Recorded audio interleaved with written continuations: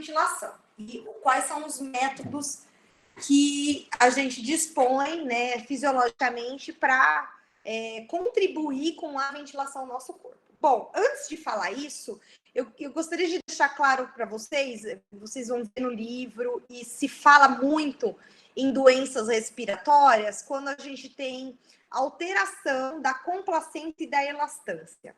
Então, tem doenças que afetam a complacência, tem doenças que afetam a elastância, basicamente. Então, o que é isso?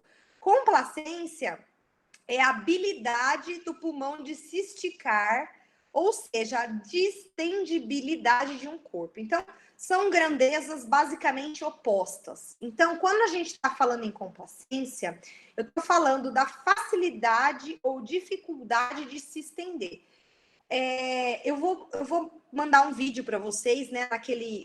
A gente vai ter aula prática disso e desse tema de hoje, e tem um vídeo que uma fisioterapeuta descreve bem a diferença de complacência e elastância, que é o que a gente discutia em aula prática. Na aula prática, a gente fazia a avaliação dessas propriedades com luva. A gente usava sobreluva, aquela sobreluva que alguns mercados têm, de pintar cabelo e tal. A luva de procedimento normal e a luva nitrílica, que é um outro tipo de luva. Não tinha como eu pedir essa aula prática para vocês. Eu acho que vocês visualizarem um vídeo vai ser de igual contribuição. Vocês não precisam realizar, que é o que a gente fazia na prática. Então, complacência, o que é? É quão fácil é de encher aquele corpo. Então, no caso do pulmão, o pulmão ele tem uma certa complacência, que é uma dificuldade de encher, vamos dizer assim, só que tem algumas doenças que dificultam mais a enchida do pulmão. Então, se a gente pensar num saquinho de bexiga, né, a gente tem aquela resistência inicial, mas depois a bexiga vai, né? A gente enche. A complacência é a dificuldade de encher a bexiga, por exemplo, tá? E o que é a elastância ou elasticidade? É a habilidade de um corpo de se retornar à posição inicial após ser estirada. Então, essa propriedade do pulmão, a elasticidade do pulmão, ela também ajuda na questão de saída do ar. Porém, o pulmão, ele não é uma bexiga, né? Por quê? Ele fica aderido na caixa torácica, né? Então, ele tem essa tendência de voltar, certo? Só que ele está aderido juntamente com o líquido pleural, na pleura e na cavidade torácica. Então, essa elasticidade do tecido pulmonar é essencial para contribuir aí com esse movimento, né, com redução de volume interno, porém, a gente não tem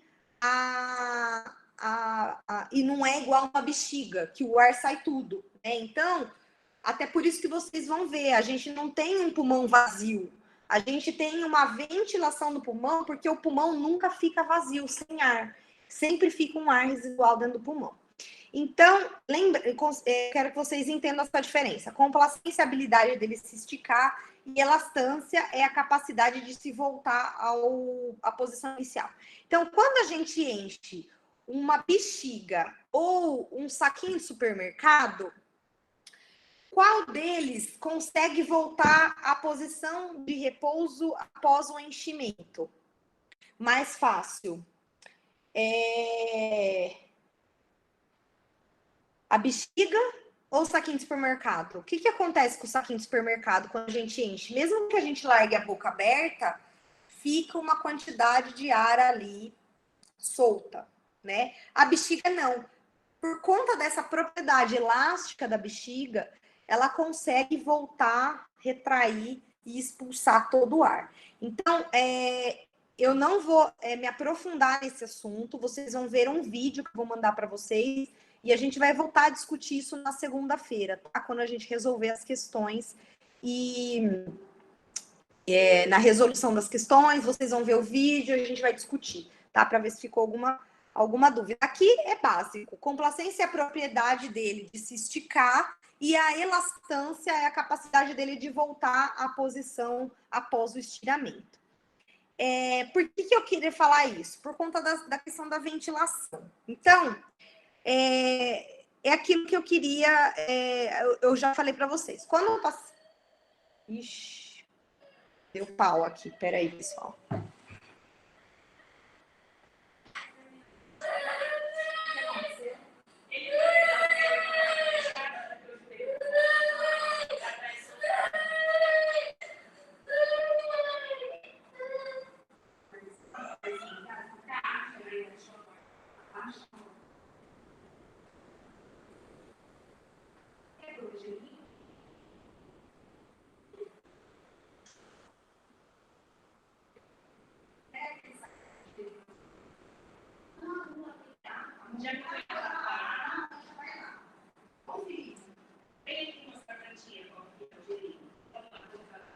Desculpa, gente. Machucou aqui, bateu o joelho aqui, é mamãe. Bom, então, eu estava falando para vocês na questão de ventilação, suporte básico de vida. Então, vocês acham que é fácil ventilar um paciente? Então, é por conta desse motivo que eu vou falar para vocês agora das forças que facilitam e que dificultam a ventilação. Então, a ventilação adequada, ela depende da habilidade do pulmão de se expandir normalmente, de uma complacência normal dos pulmões, né?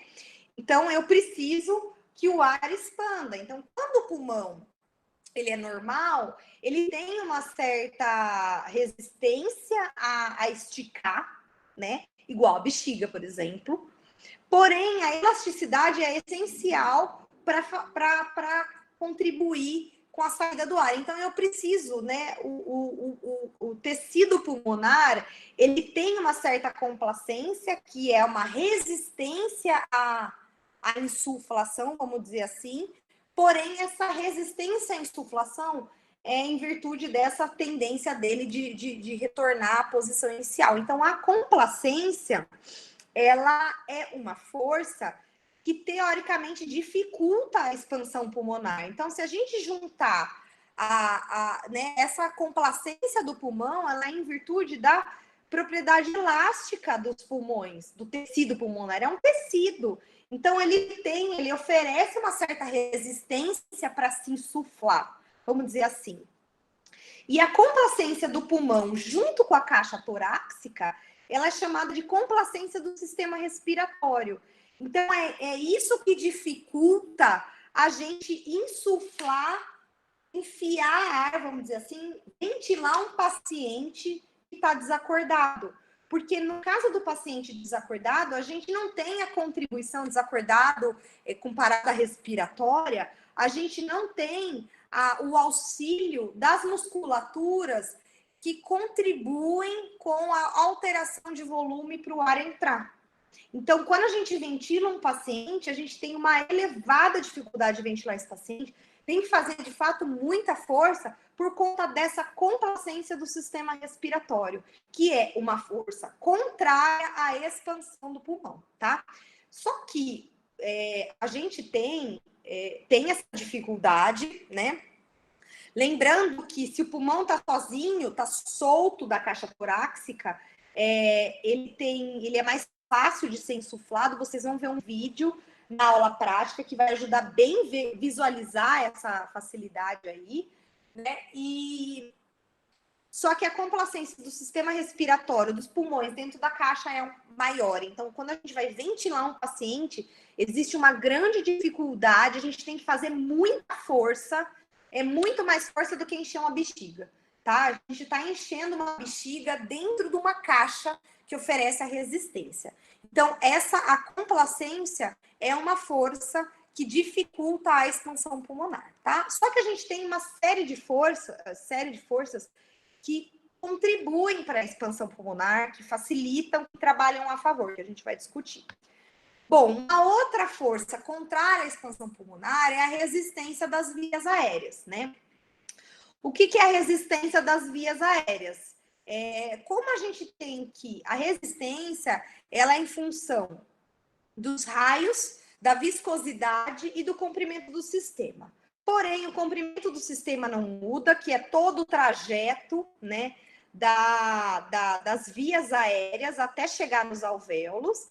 A viscosidade da substância que flui no sistema ar não muda, né? O que muda em termos de resistência? Em facilitar a resistência do fluxo de ar ou dificultar a resistência do fluxo de ar? Isso. Não, na verdade, é o contrário, Caio.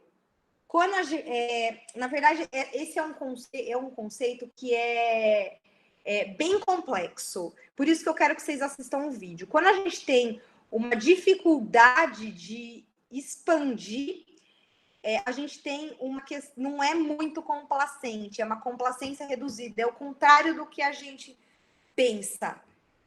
Porque é a distendibilidade. Então, quando a gente tem distendibilidade facilitada, ela está aumentada.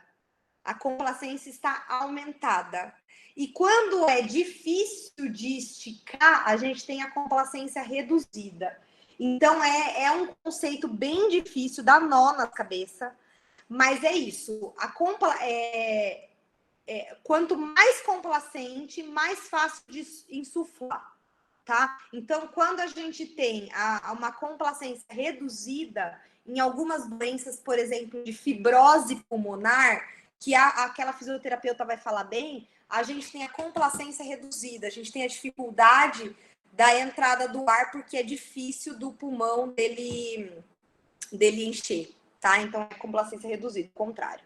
Foi bom você ter perguntado, porque isso dá bastante, bastante difícil de entender. Não se preocupem que essas questões de dificuldade de entender o assunto, essas pegadinhas que normalmente acontecem, eu não vou pegar em cima de vocês em avaliação, tá? Eu quero que vocês entendam o conceito básico. Por que eu tô falando disso aqui? No que a gente consegue mexer? No comprimento a gente não mexe, na viscosidade a gente não mexe. O que a gente mexe? Os raios do tubo. Quais são os tubos do sistema respiratório que vocês falaram lá? Os brônquios e os bronquíolos, né? Então, basicamente, quando a gente consegue alterar a resistência das vias aéreas, então, quando a gente fala em resistência de vias aéreas, a gente está falando nos termos de broncoconstrição e broncodilatação. Então, quando uma pessoa está em crise de asma, o que está acontecendo com a pessoa? A pessoa está tendo uma reação e ela está tendo uma constrição das vias aéreas, né? Então, eu vou falar um pouco disso na aula de quinta-feira, das doenças pulmonares e o efeito que elas fazem na parte respiratória. Então, existem as doenças restritivas. No caso da asma, eu tenho uma constrição das vias aéreas. O que aquela bombinha que o asmático usa faz? Ele faz broncodilatação, tá? Então, ele tem... vocês vão ver isso em farmacologia. Então, vocês vão ter os fármacos que... as substâncias do nosso corpo com ação simpática, parasimpática, tudo isso em farmaco. E vocês vão ver, em alguns casos, os fármacos que promovem broncoconstrição ou broncodilatação. E por que isso acontece? O tecido dos bronquíolos, é uma musculatura lisa. E vocês viram lá com a Fernanda, na aula de simpático, né, sistema nervoso autônomo, os receptores que tem nessa região. E o efeito que eles agem quando a substância, por exemplo, a adrenalina age.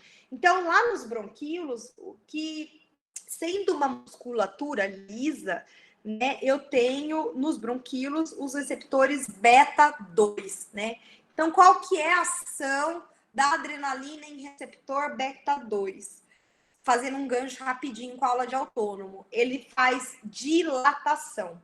Então, quando uma pessoa, por exemplo, está tendo um choque anafilático, não adianta você administrar uma bombinha para fazer dilatação das vias aéreas. Por quê? Porque uma pessoa com um choque anafilático, ele tem edema de glote, ou seja, a passagem de ar está obstruída. Então, não adianta eu espirrar a bombinha, que o ativo da bombinha não vai chegar nas vias aéreas inferiores. Então, o que a gente faz quando... Vocês vão ver de novo lá em suporte básico de vida, como salvar uma pessoa com choque anafilático. Vocês devem ter visto em filme, criança com alergia. A criança que tem alergia, por exemplo, a picada de abelha, ela anda na mochilinha com uma injeção de adrenalina. A criança já sabe se auto-administrar em injeção intramuscular de adrenalina. Tem até em alguns filmes. É que eu não sou uma pessoa boa de assistir filme, então eu não sei nome de filme para falar para vocês. Mas tem vários filmes que ilustram isso. A criança que tem alergia grave, né, pode desenvolver um choque anafilático, ela tem que ter uma adrenalina, ou a mãe tem que ter adrenalina. Porque a única pessoa a única droga que vai salvar, o único fármaco que vai salvar é a adrenalina. Por quê? Porque eu preciso fornecer adrenalina via a injeção intramuscular, que é outra aula que vocês teriam agora nesse semestre, provavelmente vai ser lá em janeiro, quando voltar à atividade presencial, em farmacologia, vias de administração, né? Vocês vão fazer a administração intramuscular, endovenosa acho que não faz mais, subcutânea, intradérmica, vocês vão aprender as vias de administração lá em farmácia. Então, com a via de administração intramuscular, a gente consegue fornecer a quantidade de adrenalina suficiente para chegar nas vias aéreas via circulação, a adrenalina ativar beta-2 e fazer broncodilatação para que a pessoa consiga voltar a captar o ar. Então, aqui, a broncodilatação, a broncoconstrição, ela é uma força contrária à expansão pulmonar. Então, a constrição das vias aéreas, o diâmetro das vias aéreas determina a resistência das vias aéreas. Bom, agora sobre as questões que facilitam, né? Não, ainda das que dificultam. Acho que é o último da dificulta. Então, assim, a gente tem a complacência do sistema respiratório. Lembrando que o pulmão, uma complacência normal, ela dificulta a expansão. Porém, uma pessoa que tem complacência reduzida, a dificuldade é ainda maior, tá? A gente falou da resistência das vias aéreas, também dificulta a passagem de ar. Se a gente tem uma situação de broncoconstrição, eu vou estar com uma dificuldade ainda maior de ventilar o paciente. E, por último, a tensão superficial. A tensão superficial, vocês vão ver na aula prática. O que é a tensão superficial? Ela é uma força criada, uma tensão criada toda vez que eu tenho uma interface líquido-ar. Então, a superfície do líquido da água, o arranjo das moléculas de água, eles exercem uma força constante em direção oposta ao ar. Então, toda vez que a gente tem uma superfície revestida por um líquido em contato com o ar, eu tenho uma tensão. O que essa tensão faz? Então, vamos pensar aqui nessas duas bolhas. Essa tensão superficial, ela é regida pela lei de Laplace. Então, o que acontece?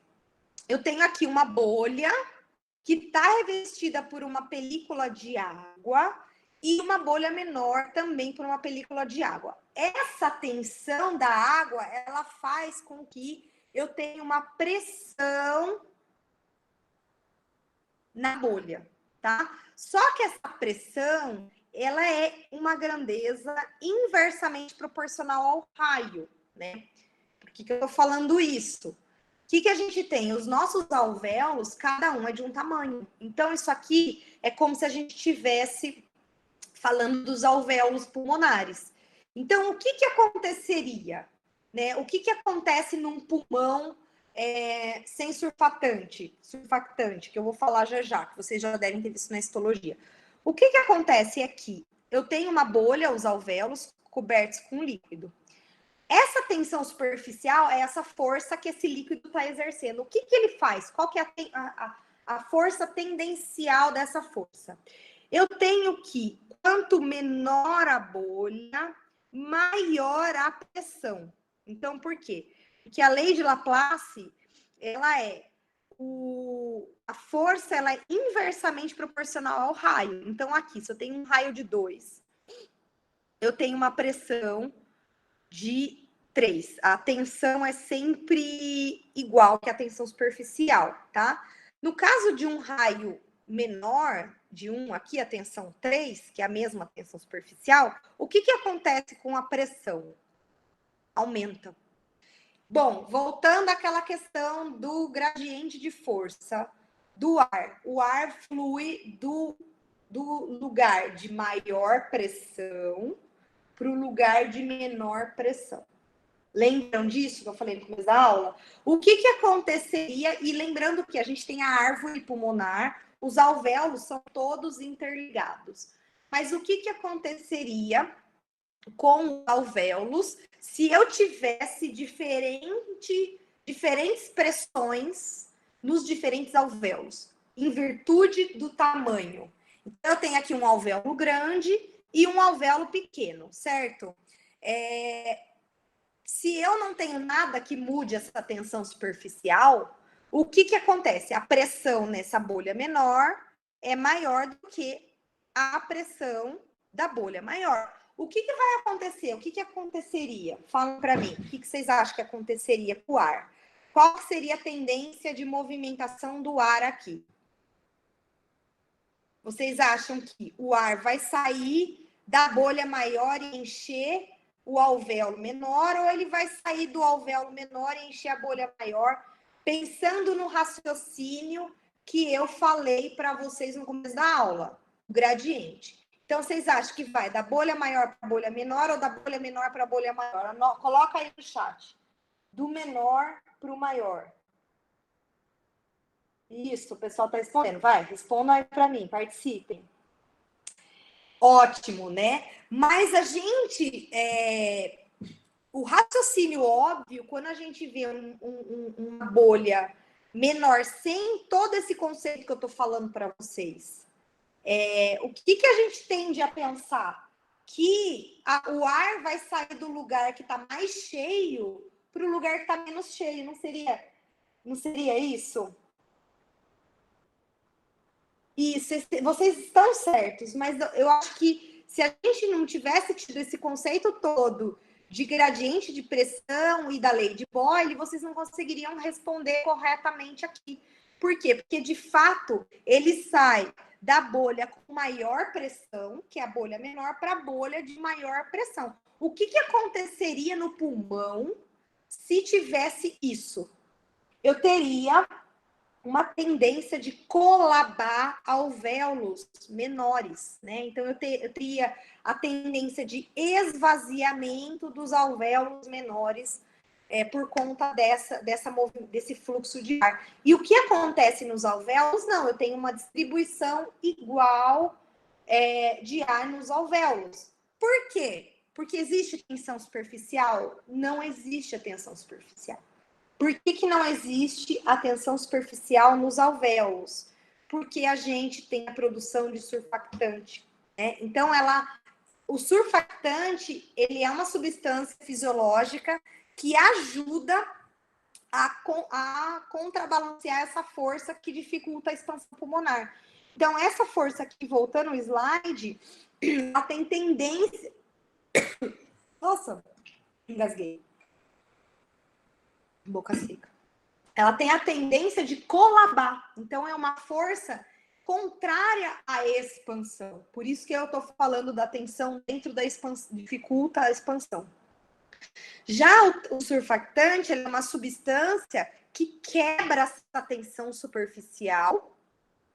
Então, ela quebra, diminui essa resistência de tensão do pulmão, dificultada pela tensão superficial. Ou seja, ele ajuda a contribuir com a respiração. Então, o que acontece, né?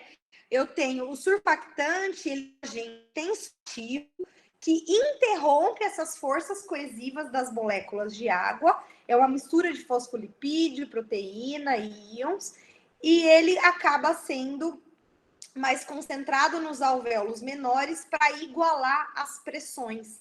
Então, além dele quebrar essa tensão de tendência de colabar os alvéolos, ele quebrando essa força, que é uma força contrária à distensão.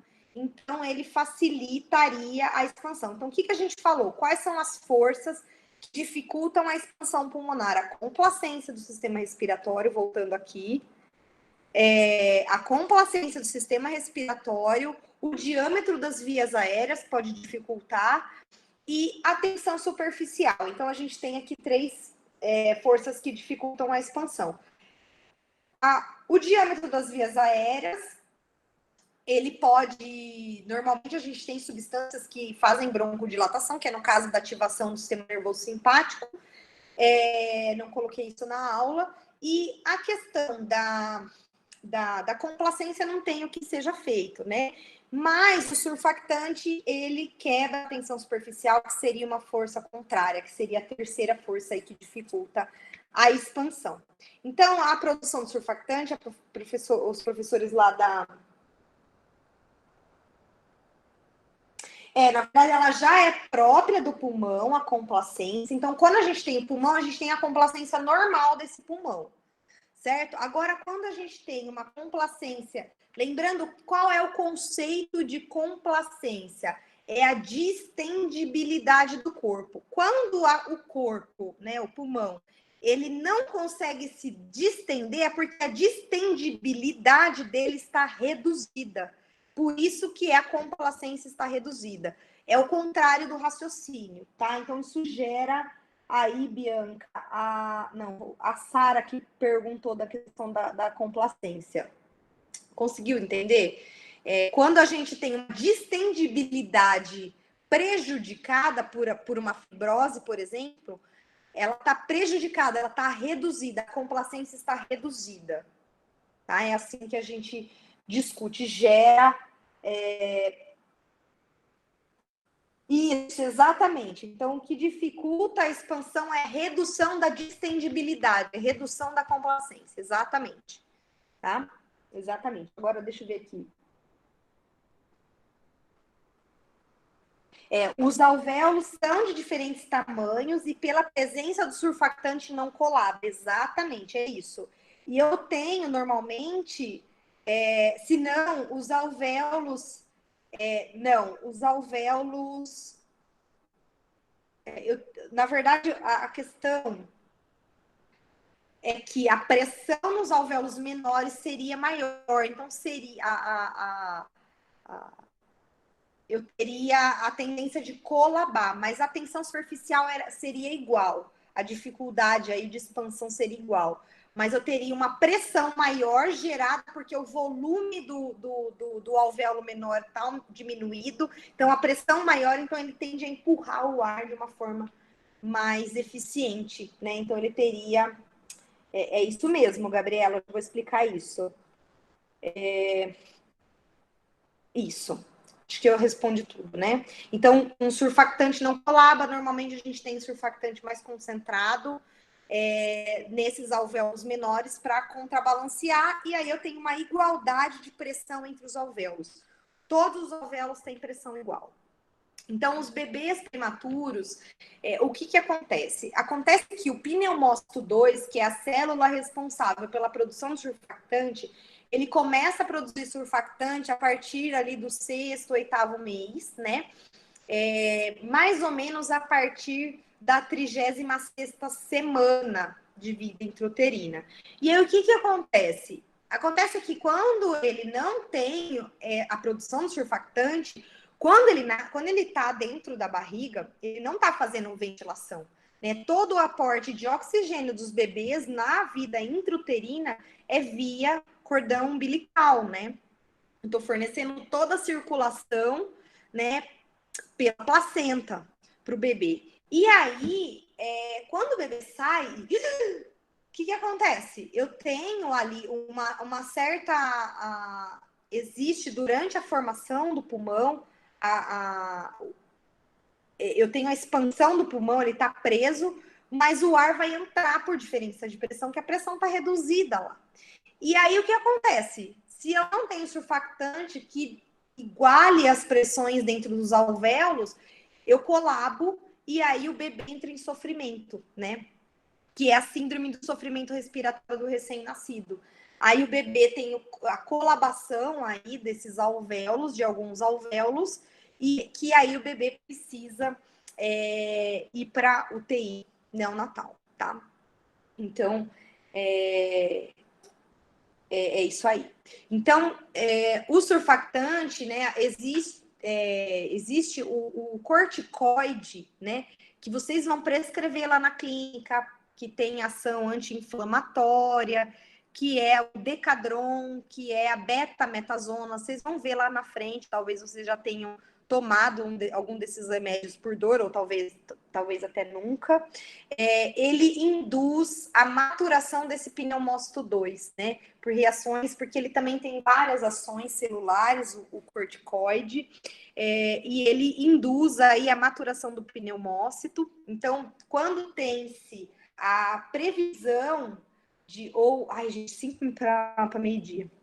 Quando tem a previsão, vou ter que acelerar aqui. Quando tem isso, o pneumócito 2 que produz, não o 1. Quando tem uma chance do bebê ser prematuro, já prescreve o corticoide antes para que o bebê não tenha sofrimento respiratório quando ele nasce antes das 37 semanas. O Matheus, o meu menino, ele nasceu com 36 semanas e 6 dias.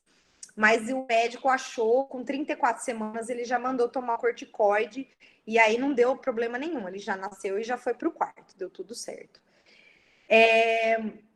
Então, outra força que dificulta a expansão pulmonar, né, que ajuda na expansão pulmonar, é a pressão intrapleural. A pressão intrapleural ela é exercida pelo líquido pleural que contorna aqui o pulmão dentro da cavidade da parede torácica aqui, na pleura, na verdade, né? Então ele fica entre a pleura e o pulmão. É uma camada muito fina de líquido, e como esse líquido ele é constantemente drenado, ele faz com que essa região aqui gere um vácuo, né? Eu tenho uma pressão ligeiramente negativa do líquido pleural, que ele mantém a parede pulmonar, né, aderida à parede torácica. Então ele mantém aberto, né? O que seria muito mais difícil de insuflar o pulmão, né, com a complacência seria reduzida, se eu não tivesse o pulmão aderido à cavidade, à parede torácica, né? Então, a pressão intrapleural negativa, ela ajuda a expansão pulmonar, porque ela já mantém o pulmão aberto, tá? O que acontece quando a pessoa tem um pneumotórax, né? Quando a gente tem uma perfuração aqui da parede da torácica, eu rompo essas pleuras aqui, e aí acontece o quê? A entrada de ar nessa região. E aí o pulmão faz o quê? Ele, por conta da elasticidade do tecido pulmonar, ele tende a diminuir de tamanho igual uma bexiga.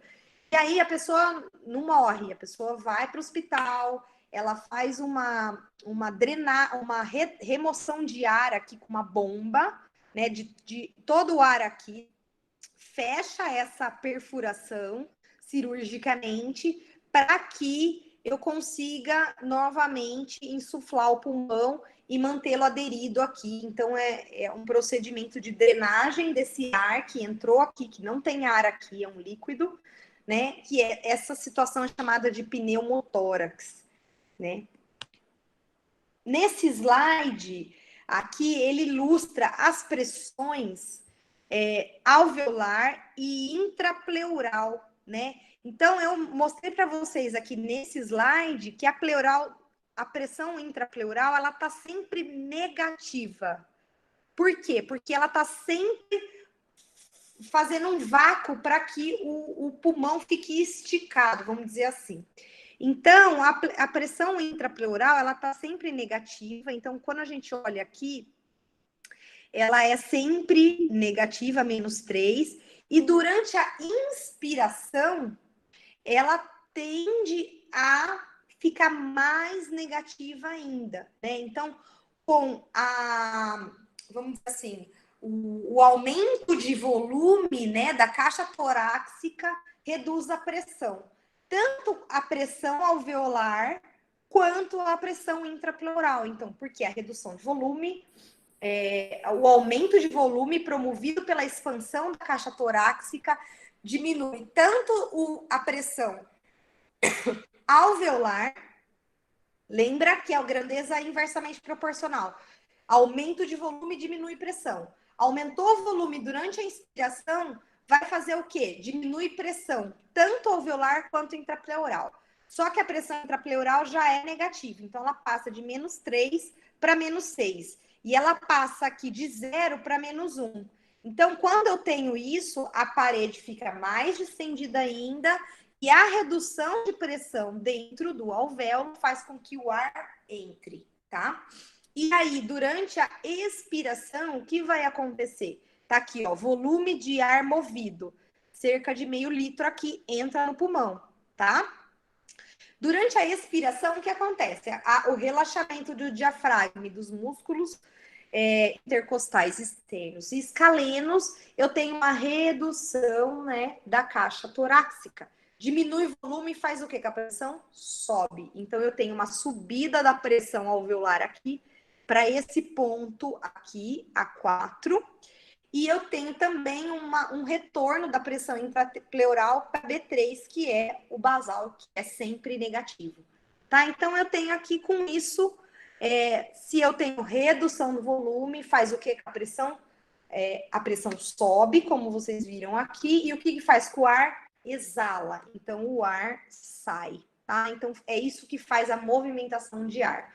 Então, expande, aumenta o volume, cai pressão. A pressão vai do lugar de mais pressão para menos pressão, o ar entra. E assim por diante.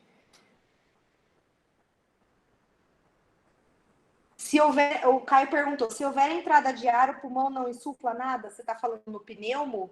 Aqui, nessa figura, Caio? Isso, não entra. Eu não consigo, tá? Porque eu preciso trabalhar com todas as forças que facilitam a expansão pulmonar. E a pressão intrapleural é essencial para manter. Aí, o que acontece? Como eu tenho 2 pulmões, eu tenho aqui o funcionamento só do outro pulmão que não está com pneumotórax, tá? Bom, a eficiência, tô acabando. A eficiência eu acho que eu vou deixar esses slides de eficiência da respiração para a próxima aula, que daí eu discuto rapidinho antes de discutir as questões. Tá? Então, eu vou terminar isso aqui amanhã eu falo da eficiência da respiração, e daí eu começo a falar de trocas gasosas. Tá bom? Porque a gente já deu horário, vocês devem estar cansados, pode ser assim? E aí, qualquer coisa, eu finalizo, se sobrar, se amanhã também der muito em cima da hora, eu jogo um pouquinho para segunda-feira. Segunda-feira, vocês estando estudados, vocês vão resolver as questões que eu vou passar para vocês resolverem em grupo. Em meia hora, no máximo, vocês respondem, tá? É bem rapidinho, são 9 questões. Então, a gente tem tempo aí para finalizar algum conteúdo. Aí, depois que vocês resolverem em grupo, eu volto com vocês, resolvo e tiro as dúvidas, tá? Eu vou parar aqui minha apresentação, vou finalizar a gravação da aula.